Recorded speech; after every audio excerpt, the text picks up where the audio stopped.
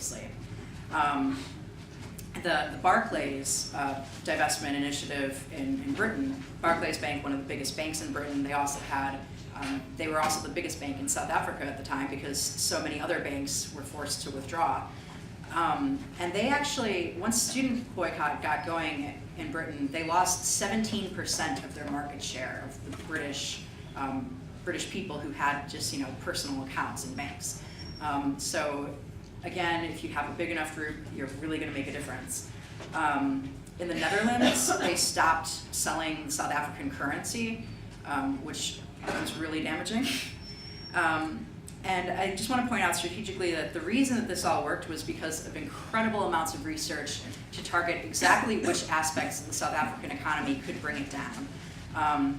While there's been a ton of great research on what corporations are supporting Israeli occupation and apartheid, and I really don't suggest you spend too much time looking for new corporations doing bad stuff. They're out there, I promise you, but the Who Profits list and the Interfaith Peace Initiative list are pretty comprehensive. They're really good. But what we do need more research on is the Israeli economy itself and analyzing where are the weak points. We know the names of corporations that are doing bad stuff, but we don't know very clearly what are the pressure points in the Israeli economy. Where should we be focusing? Again, I really want to say that focus is crucial. If we do this scatter shot and just try to boycott every corporation doing business in Israel, we're just going to burn ourselves out and not really achieve anything. So municipal state divestment was another big part of the South African BDS solidarity movement. Basically, this is when your municipality or your state sells their bonds from that country. They also will divest from any corporations doing business in that country. I'll let you read, it's very exciting. Everybody got on board. Massachusetts was the first state to completely divest from South Africa, so yay, Mass. I won't say the rest of that. Oh yeah, and I also wanted to point out that at least 46 American firms were forced to pull out of South Africa because of this pressure, but that a lot of them were lying, as corporations will do. A lot of corporations that were pressured by the public to cut ties with South Africa would sell 40% of their South African subsidiary, or they'd sell 55%. So they could say, we're no longer the owner, but they're still getting immense profits. And I just want to point out that Motorola was one of these firms. Motorola provided communications equipment to the South African security forces, just like they do in Israel. And they were pressured by the American public to stop that. So what they did was they sold their Israeli subsidiary they sold their South African subsidiary to their Israeli subsidiary. So Motorola Ltd. Motorola Inc. was no longer the owner of anything in South Africa, but Motorola Israel Ltd., which is wholly owned by Motorola Inc., owned everything in South Africa. And this is something that Hampshire actually experienced trouble with, was that most investment screens that corporations run don't include subsidiaries.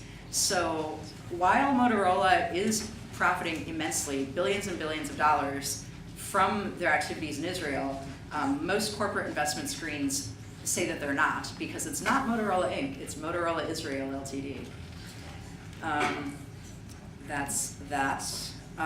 Sanctions, we're not quite there yet with Palestine, but it took a while with South Africa too. Eventually, 120 local British councils were divested or had sanctioned South Africa through their monetary investments, but also just by passing resolutions saying we don't approve of this, we won't, interact with South Africa until they end apartheid. Japan was actually totally at the forefront of sanctions. They banned direct investment. They banned diplomatic relations. They were just way out ahead of the curve. And it's interesting because Japan has actually been fairly cooperative with Israeli sanctions as well. And I'll get to the Arab League boycott in a minute, but there are actually no Toyotas in Israel for a very long time because the Japanese government did respect the Arab League boycott, as opposed to our country, which I will talk about. And of course, there were also a number of UN resolutions condemning apartheid in South Africa. The UN has definitely condemned what's going on in Israel-Palestine, but I think we have to work on our own government.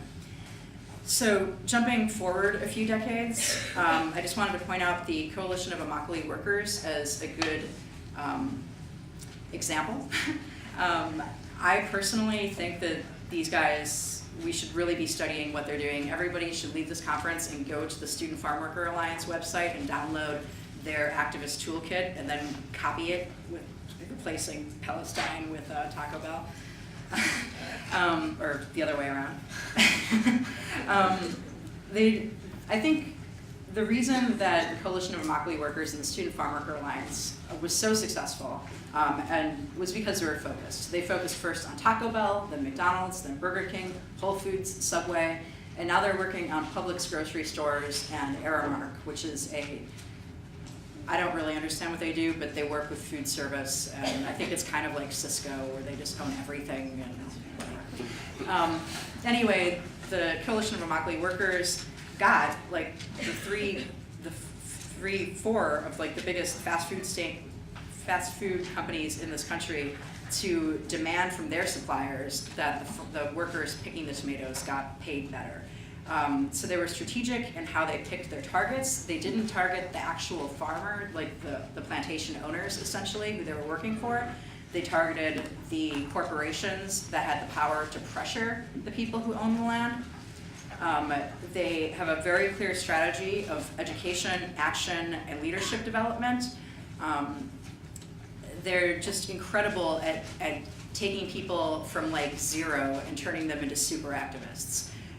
So that's something I really want everyone to keep in mind, that you will be graduating, inshallah, and therefore you need to bring freshmen into this. You need to not do it in a tokenizing way, where they're sitting at the meeting wondering why they're there, but give people responsibility, make them feel like they're essential, because they are, and continue to educate your community and reflect on actions. I would also say that a strength of this campaign was their progressive approach. I mean, not progressive in the political sense, but in the incremental sense, where they would focus on, one campaign at a time. Once they won Taco Bell, that gave them a lot more leverage when they went to McDonald's. And in fact, the Taco Bell campaign took 4 years. McDonald's conceded to their demands the day before the official launch of the boycott. So, don't get dismayed that you can't boycott or divest from every bad corporation right now. If you can do a few, that's going to really build your power for coming back with the next ones. And of course, tactics like work stoppages, hunger strikes, everyone loves to not eat, right? Marches, boycotts, and I said divestment-ish. They didn't actually call for divesting from these companies, but what they did do was they went from school to school to school in the US, educating the students there and saying, there's a Taco Bell on your campus, there's a McDonald's in your student union. You need to go to whoever rents that space and demand that they're not allowed to be here because they're violating human rights and encouraging modern day slavery. So I think it came out to 40 campuses that actually removed Taco Bell during that 4-year campaign. So that could be another strategy. Moving on to Palestine, this is not a new tactic for Palestinians. In the 30s, there were calls for boycotts of British goods and services because, of course, it was a colonial territory of Britain.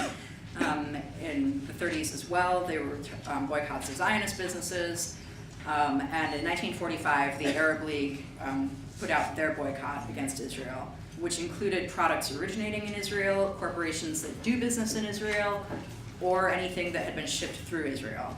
I just want to point out that in 1977, our great friend and ally Jimmy Carter signed anti-boycott legislation, making it illegal to comply with the Arab League boycott.